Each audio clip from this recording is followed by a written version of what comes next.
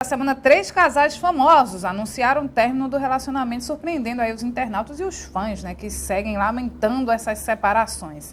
Agora, por incrível que pareça, né, uma coisa assim, né, das redes sociais, do mundo dos famosos, acaba mexendo também com a cabeça dos meros mortais, né, que se perguntam assim, poxa, se fulano e fulana que pareciam tão perfeito acabou, o que será de mim? É uma reles mortal.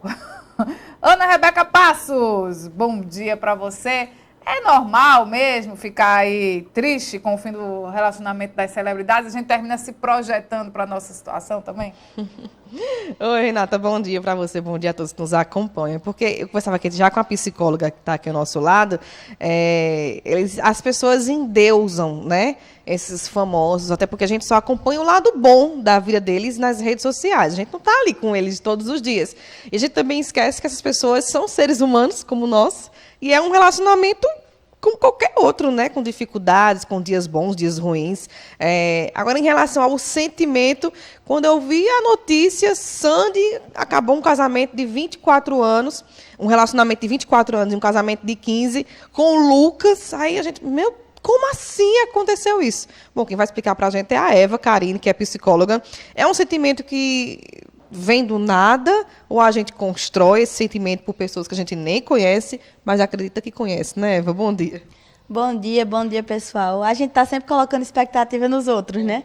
Os famosos são esses grandes outros aí que a gente está imprimindo as nossas próprias expectativas das relações que deveriam ser nossas, mas são ideais. A gente coloca como se eles fossem viver a novela que a gente tanto espera que seja a vida da gente. E a coitada de Sandy, o pobre do Lucas, né? O sentimento ali do imortal, do desejo que não passa, né? Como dizia ela, a lenda dessa paixão faz sorrir ou faz chorar. Só o coração é quem sabe, meu filho. Porque a realidade de uma relação, inclusive deles, né?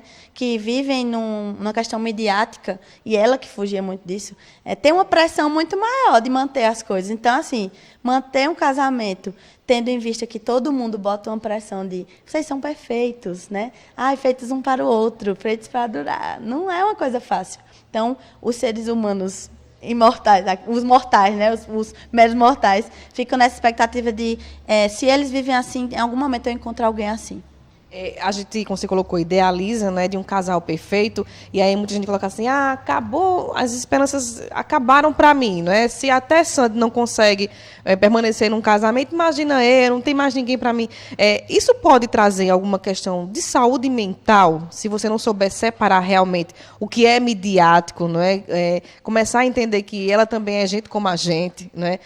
Pode adoecer? Com toda certeza. Um dado interessante é Twitter e TikTok. As pessoas, dos mais novos aos mais velhos, têm se prendido muito a isso. Esses shots, se vocês prestarem atenção, são esses pequenos cortes que o YouTube, o TikTok, né, e o Twitter jogam. Eles prendem muito sua atenção. Aquilo ali, ele vira um vício para o cérebro. E, indiretamente e diretamente, faz você acreditar de uma forma muito intensa de que tudo que está sendo dito ali é muito verdade para você. A coisa do Chico, né? Já chegou diversas vezes lá no consultório nesses últimos dias.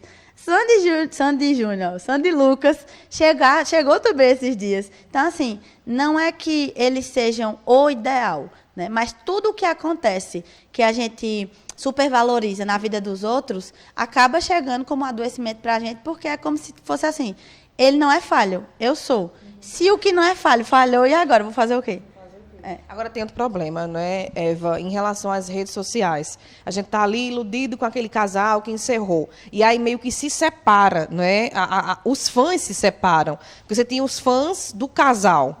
Mas aí tem gente que gosta mais, um exemplo aqui, da Sandy, e agora vai defender mais a Sandy. Ou não, foi Sandy que resolveu encerrar esse relacionamento, vou defender o Lucas. Eles começam a traçar agora novas estratégias de defender um e o outro. Isso também não é saudável, né?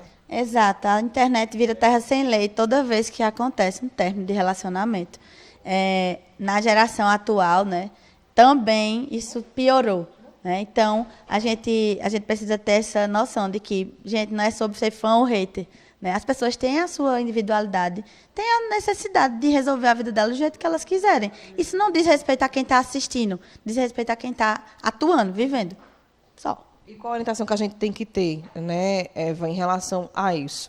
Para a gente não adoecer, não é? Não causar tanto nas redes sociais, cuidar da própria vida, eu acho que é um primeiro passo, né, para a questão da saúde mental, e só acompanhar essas notícias como mais uma notícia, ou não?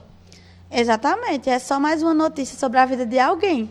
É como se fosse um conhecido seu que realmente acabou uma história de amor, mas ela aconteceu, foi a história de alguém. Não é sobre você. Você pode até sentir, mas não precisa fazer mais sentido do que a sua história e a sua vida. É uma questão de separar o que é seu e o que é dos outros. Se der muito ruim, faça terapia.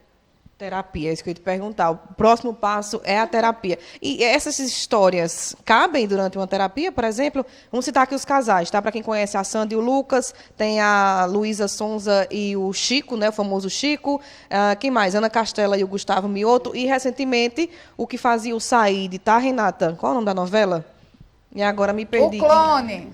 Oi? O Clone. O Clone também se separou, um casamento de 10 anos. Eu nem sabia que ele era casado.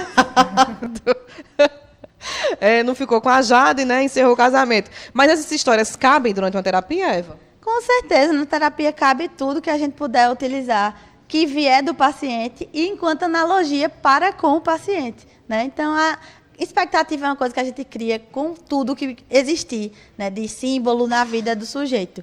Então, essas histórias aí são só mais símbolos, né? É a realidade de outra pessoa, não é a deles. Mas bate porque é uma expectativa, né? É como ler romances. Você acha que é uma coisa, mas só eles sabem o que era. Muito bem. Eva Carine, psicóloga, né? A gente vai ter um papinho aqui sobre emoções em relação ao término de relacionamentos de casais famosos e como a gente, né, pessoas comuns, nós reagimos em relação a essas notícias. Renata. Obrigada, Ana, pelas informações, né, gente?